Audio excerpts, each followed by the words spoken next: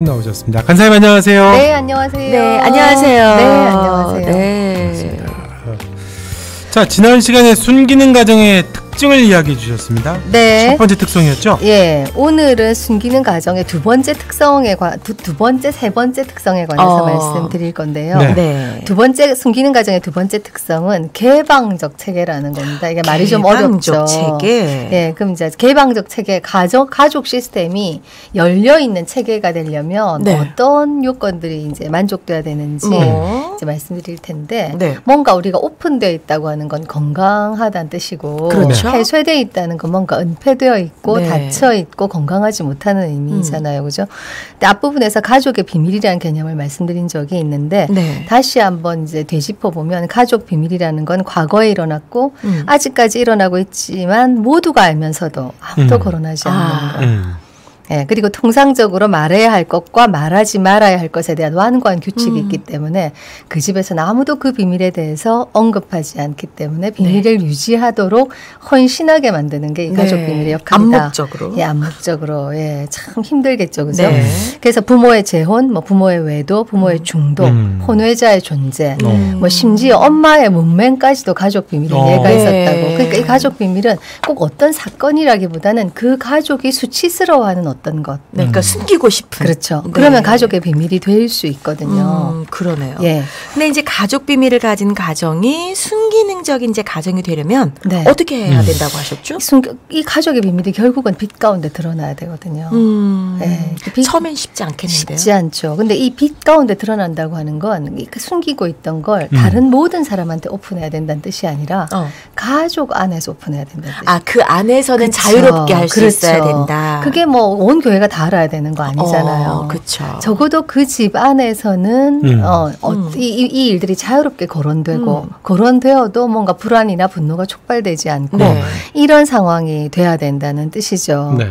그래서 예를 들면 부모의 재혼과 혼외자의 존재 뭐 이런 것도 요즘 굉장히 흔하잖아요. 그렇죠. 지금은 재혼 가정 많기 때문에. 네. 근데 만약에 가족들 간에 이제 그 비밀로 작용하고 있었다면 그렇다면 그것들을 가족 안에서 오픈해야 될 필요가 있는 거죠. 가족 안에서. 네. 이걸 아이들이 대부분 어떻게 해서 알게 되냐면 주변에서 듣고 알거든요. 아, 가족이 말하는 게 아니라 그렇죠. 좋네요. 예, 오. 먼 친척들이 하는 얘기를 엿듣거나 아이가 잔다고 어른들끼리 얘기했는데 잠결에 듣거나 참 이런 중요한 얘기는 희한하게 그 먼 친척들이 로부터 들어요. 그러면 이제 배신을 보이는 거죠. 충격받고. 충격받죠. 근데 그걸 자기가 아는데 모르는 것처럼 행동해야 돼. 아는데. 그렇잖아요. 잠결에 들었어요. 그렇죠. 들었는데 자기는 이미 알고 있어. 네. 그리고 뭔가 자기가 지금까지 심증이 있었어. 네. 뭔가 이거 우리 가족에 그런 비밀이 있는 게 아닐까 하는 심증이 있었는데 차마 물어보지도 못하고 뭐 그렇다는 거는 굉장히 드문 일일 거야. 네. 하고 넘어갔는데 어느 날 잠결에 친척들끼리 얘기하는 걸 들었는데 그게 맞아. 그럼 그게 맞는데 나는 엄마 그런 거 아니야? 라고 얘기할 수는 없는 없죠. 게 가족 없네. 비밀이거든요. 그러니까 이것들을 엄마가 이걸 터트려 준다는 건 왜 이걸 안 터트리냐면 이것이 수치스러운 일이라고 생각하기 때문에 안 터트리거든요. 그리고 이걸 터트리지 않으면 정말 이 일이 없는 것처럼 사라질 거라고 믿어요. 그렇죠. 타조 같은 거죠. 예. 근데 그렇게 안 사라지거든요. 그러니까. 이거를 숨기려고 하기 때문에 어떤 대가를 지불하게 되냐면 가족들 간의 자유로운 상호작용이 방해되죠. 그래서 이제 아이들은 언제부턴가 갑자기 말도 안 하고 말도 안 하고 퉁명스러워지고 아이들은 어떤 퉁명스러워진 아이는 그래도 용기 있는 아이고 그렇죠. 살얼음판을 피하는 아이는 그냥 조용히 지내게 되는 그러면서 특별히 이렇게 관여하지 않고 그냥 조용히 그 비밀을 지키는데 드는 대가가 사실은 엄청난 거죠. 그러네요. 그러니까 가만히 그냥 숨지겨 있는 거잖아요. 그렇죠. 근데 이걸 여러분이 오픈하시려면 상담사의 도움을 받으셔야 돼요. 예, 상담사의 도움을 받으셔야 되는 게 갑자기 자기 친엄마, 친아빠인 줄 알았는데 누군가가 내 친부나 친모가 아니라는 걸 안다는 거는 갑자기 굉장한 충격이겠죠. 그러네요. 예, 그러니까 상담사의 도움을 받으셔서 잘 잘 오픈하셔서 빛 가운데 드러나게 되면 그 가족이 함께 지내는데 이제 진정한 친밀감이 흐르고 뭔가 부자연스러운 역동이 줄어들고 이제 이렇게 되는 거죠. 그런 점에서 이제 개방적이라는 걸 말씀해 주시죠. 그런 점에서 개방적이라는 뜻이죠. 네. 자, 그럼 세 번째 특징은 세 번째 뭔가요? 특성은 건강한 규칙이 있다는 건데요. 규칙. 예, 규칙. 근데 가장 중요한 규칙은 뭐냐면 분노를 적절하게 표현하고 나눌 수 있다. 내가 막 화가 났어. 예. 그거를. 그냥 낮은 소리로 내가 나 정말 이러니까 화나는데 이렇게 말할 수도 있잖아요. 그렇죠. 근데 그럴 때는 말 안 하고 네. 나중에 그 분노를 터트려야 될 때 가서 엉망진창으로 차서 터트리는 게 아니라 터지죠. 터지는 거죠. 예. 그래서 순기능적인 가정이 되려면 가족 구성원 각자가 특히 분노를 잘 처리하는 것이 네. 가장 중요합니다. 맞아요. 예. 이것이 가장 중요한 감정이거든요. 그러니까 우리가 늘 참는다는 게 좋은 게 아닌 거죠. 좋은 게 아니고 죽을 때까지 절대로 우리 사람은 참을 수 없어요. 언젠가는 어디선가 터지는 거죠. 그렇죠. 언젠가 어디선가 터지는데 그때 터질 때는 자기도 조절 못하고 맞아요. 다른 사람은 네. 더 조절 못하고 다른 사람은 감당이 안 되고 자기는 그러네. 조절이 안 되는 상황에서 결국 터지는 거거든요. 그러니까 착한 사람은 없다고 봐야 되는 거죠. 그 안에 어쨌든 감정은 있으니까. 그렇죠. 착해야 살아남을 수 있기 때문에 착한 행동을 할 수는 있으나 착한 사람이 있겠어요. 성경을 보면. 권사님. 아니 네. 안 착해요. 저도 안 착해요. 저도 올라와요. 이렇게 끌어올라요. 왜 안 오르겠어요? 그래도 검사님 굉장히 관대하신 것 같더라고요. 그렇지 않아요. 저 집은 한 번도 안 싸운대요. 전 정말 신기해요.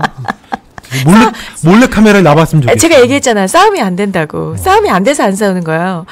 저도 긁어요. 아니 근데 싸움이 안 될 때 아내들이 느끼는 건 네. 답답한 느낌이나 네. 내가 무시당한다는 느낌 같은 근데 그런 거 느낌은 있거든요. 안 들어요.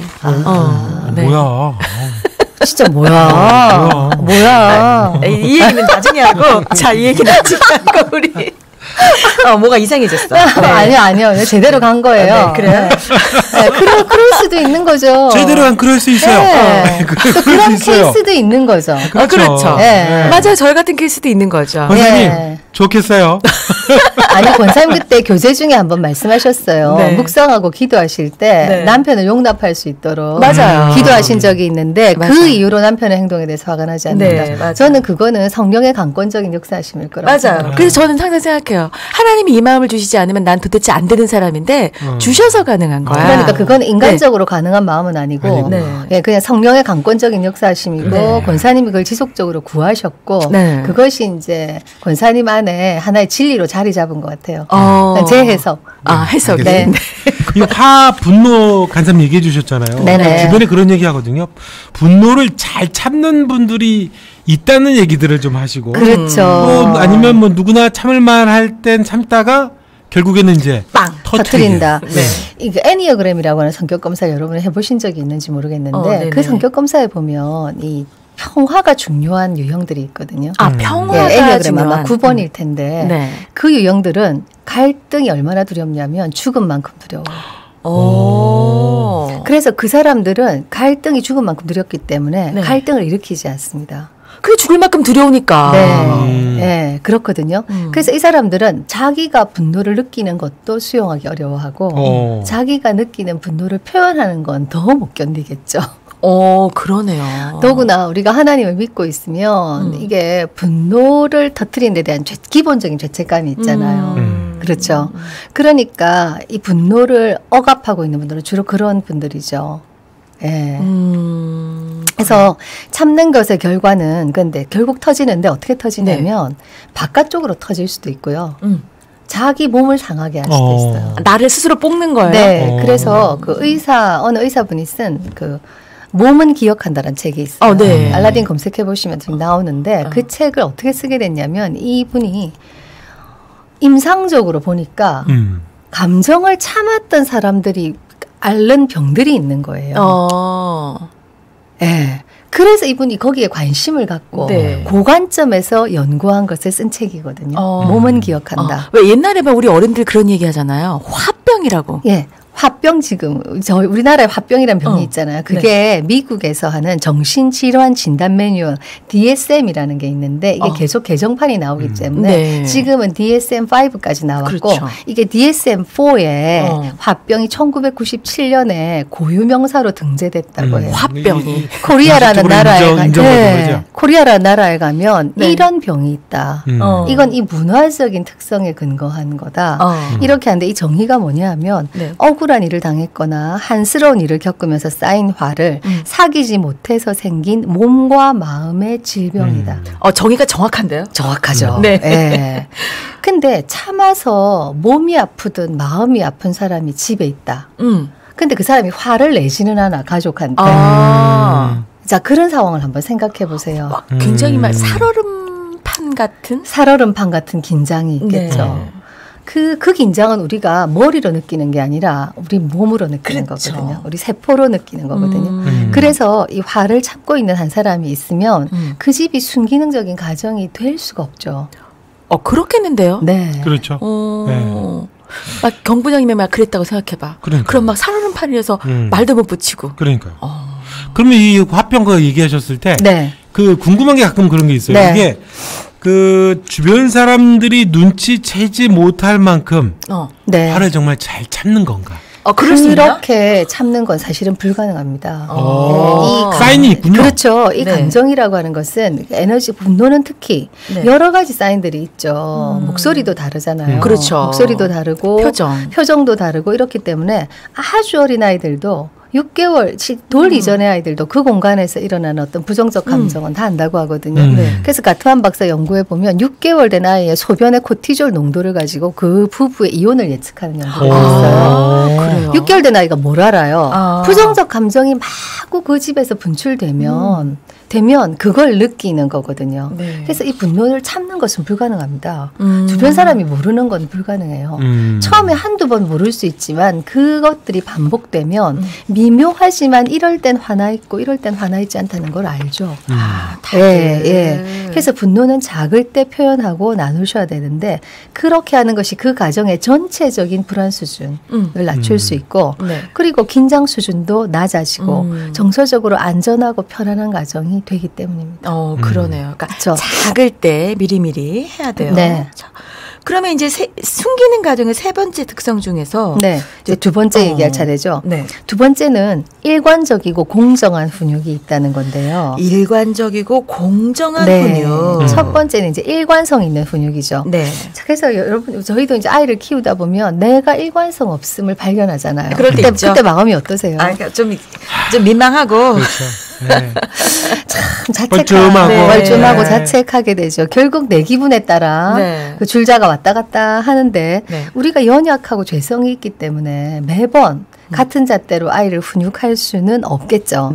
그렇지만 어느 정도 예측 가능한 상황을 만들 필요는 있는 거죠. 예측 가능한 상황. 이 예측 가능성이 왜 중요하냐면 인간은 기본적으로 불안한 존재이기 때문에 이 불안을 낮추려면 이 예측 가능성이 어느 정도 확보돼야 되거든요. 코로나가 힘든 이유도 과거의 데이터가 없기 때문에 이 예측 가능성을 우리가 가질 수 없기 때문에 이렇게 날마다 코로나 특보를 하는 거거든요. 전 세계에서 코로나에 대한 연구 결과들을 계속 얘기하잖아요. 그건 이렇게 예측할 수 있으니까 당신이 불안을 낮춰라. 이런 의미거든요. 그래서 일관성이 없어서 과거의 경험이 있어도 만약에 아이들이 예측할 수 없다.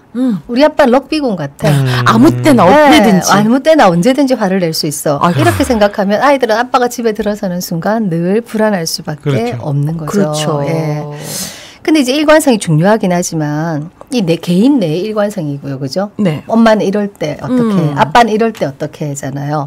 근데 이제 부부 사이가 또 일관성이 없는 경우가 있거든요. 그치. 아빠는 이렇게 얘기했는데 엄마는 이렇게 얘기하고. 그렇죠. 그래서 사이가 좋던 부부가 양육에 참여하면서 싸울 거리가 훨씬 많아지잖아요. 사실은 아이는 이 부부의 가치관과 삶의 우선순위의 전쟁터 같은 것이거든요. 그렇죠. 그래서 개인 내 일관성은 어느 정도 유지가 되는데 부부 간의 일관성은 확보되지 않는 경우도 많습니다. 예를 들면 하나 저희 집 예를 들어볼게요. 남편이 저보다 더 빨리 하나님을 인격적으로 만났어요. 그래서 기독교적 세계관으로 완전히 바뀌었죠. 근데 저는 그런 세계관을 아직 가지고 있지 않을 때 아이가 어렸어요. 근데 아이가 이제 어리니까 아이한테 막 뭔가 이제 시키기 시작하는 단계였는데 아이가 그때 선교원이라 그래가지고 그 말씀을 외우게 하는 유치원에 네. 다니고 있었는데 아이가 그 두 사람의 차이를 딱 알고 아빠 앞에서는 말씀을 암송하는 거예요. 아빠가 좋아하니까. 네, 저 앞에서는 영어 단어를 외우는 거예요. 근데 여름 성경학교 빠지는 부탁은 저한테 하는 거예요. 그렇지. 그건 엄마가 들어주거든. 지혜롭네요. 네, 거에 빠지는 건 아빠한테 부탁하는 거예요. 그러면 상대방은 그걸 다 들어주고 기뻐할 건 기뻐하는 거예요. 제가 네. 그 당시엔 그걸 몰랐는데 이걸 공부하면서 그 기억이 났어요. 그래서 처음에는 어떻게 생각했냐면 우리 둘이가 좀 더 내가 하나님을 일찍 만나서 좀 더 일관성 있는 세계관으로 아이를 길렀더라면 네. 얼마나 좋았을까 하는 후회가 있었는데 나중에 이 양육에 대해서 공부하면서 알게 된 건 아이가 그 부모 간의 불일치 때문에 살아남는다는 거예요. 얘도 여름 성경학교 한번 빠져봐야 되지 않겠어요? 애들도 그게 좀 삐질 때가 있어야죠. 영어과에 한번 빠져봐야죠. 그쵸. 근데 엄마 아빠가 이게 똑같으면 그쵸. 피난처가 없는 거죠. 숨막히겠네. 네. 맞아요, 맞아. 근데 얘도 요렇게 피하고 저렇게 피하면서 살아남는 이것이 아이한테 어떤 여지를 주는 의미에서 네. 좋은 점도 있으니까 부부 간에 일치하지 않는 것에 대해서는 너무 불편해하지 않으셔도 된다는 뜻입니다. 아이가 그래서 살아남는 거죠. 저는 오히려 그게 좀 좋아 보이더라고요. 그렇죠. 예, 맞아요. 그 입장이 있어요. 제 에피소드가 그런 게 아니라 실제로 양육에 관한 그런 입장이 있다고요. 또 공정한 훈육 얘기해 주셨어요? 예, 공정한 훈육이 중요한데요. 그 치유학교에 오시는 많은 분들이 호소하시는 것 중에 하나가 편애 이슈거든요. 편애? 예. 편애로 차별당했다. 그리고 엄마들끼리 얘기할 때 내놓는 고통 중에 하나가 편애를 자기도 견디지 안 할 수가 없다. 안 할 수가 없다. 그러면은 차별받는 아이는 뭐 당연히 힘들 거고. 그렇겠죠. 편애로 사랑을 받는 아이도 그게 편치만은 않을 것 같은데. 편치만은 않겠죠. 그죠? 눈치 보이겠어요? 그러니까 그렇겠죠. 근데 편애 때문에 차별받는 아이의 입장에서는 부모에게서조차 뭔가 거절되는 순간이 있다고 생각하면 그게 트라우마고 그 트라우마로 인해서 분노가 있을 수밖에 없죠. 근데 편애로 사랑받는 아이 입장에서도 말씀하신 것처럼 뭔가 어릴 때는 모르는데 인지 능력이 발달할수록 그렇죠. 뭔가 불공정한 채로 일은 진행되고 나이가 들수록 나한테도 책임이 있는 것 같고 나만 사랑해 줄 때 내가 좀 노하고 상대방에게 나눠주라고 얘기해야 될 것 같은데 내가 그걸 바로잡지 않고 가고 있다는 게 결국 내 책임도 있는 것 같은 동조하고 있는 듯한 부담감 좀 더 강하게 얘기하면 죄책감으로부터 자유롭긴 어렵죠. 그럴 것 같아요. 그럼 어떻게 해결을 해요? 그러니까 어떻게 해결해야 되냐면 굉장히 많은 가정에서 편애가 일어나거든요. 편애는 지난번에 말씀드렸던 그 밀착의 관계로도 일어나고요. 그렇겠어요. 또 뭐 밀착의 관계 안에서 편애가 주로 일어나죠. 근데 또 부모님의 얘기를 듣다 보면 다 이유가 있어요. 다 이유가 있죠. 쟤는 그래서 그렇고. 실제로 저는 애가 하나라서 모르겠는데 기질이나 외모 때문에 실제로 예쁜 애가 있겠죠. 있어. 마음에 드는 애가 있어요. 전 누군지 알아요. 있어요. 전 누군지 알겠어요. 네, 있어요. 근데 부모님으로부터 사랑받고 지지받는다고 느끼지 못하면 이 세상에 어느 누가 나를 수용해 줄 것이라고 인식할 수 있겠어요. 그렇죠. 그죠. 그러니까 여러분 가정에 편애 역사가 있다면 먼저 편애로 차별받았던 아이한테 사실은 용서를 구하셔야 돼요. 부모가 먼저 그렇죠. 용서를 구하셔야죠. 그래서 이 편애와 밀착의 구도 자체를 부스뜨려야 숨기는 가정이 될 수가 있거든요. 그래서 아이가 어리면 사실은 뭐 용서를 구하고 이런 게 인지적으로 의미가 없을 수도 있어요. 그냥 자기가 계속 의지적으로 노력하면서 이때 쓸 수 있는 방법이 하나 뭐냐면 이 초기에 말씀드렸던 1대1 데이트. 내가 편애로 차별했던 아이와 개인적으로 특별한 시간을 반복적으로 갖는 것. 서로 크로스로. 이 집에 서로 크로스로 밀착돼 있다면 서로 내가 밀착 때문에 차별했던 아이와 1대1 데이트를 하고 좀 시간을 갖고 이런 건데 아이가 클수록 아이가 되게 어색해하겠죠. 그렇겠죠. 아빠가 언제부터 그랬다고? 나한테 무슨 관심이 있었다고. 갑자기 왜 그래? 이렇게 할 거지만 그 시간을 견디셔야 됩니다. 그러면 이제 부모님과 좋은 관계를 그러면 맺게 되는 건가요? 처음부터 안 맺게 되고요. 편의 역사가 얼마나 긴가. 그 시간에 따라서. 얼마나 혹독했는가. 대칭이 되는군요. 에 따라 다르겠죠.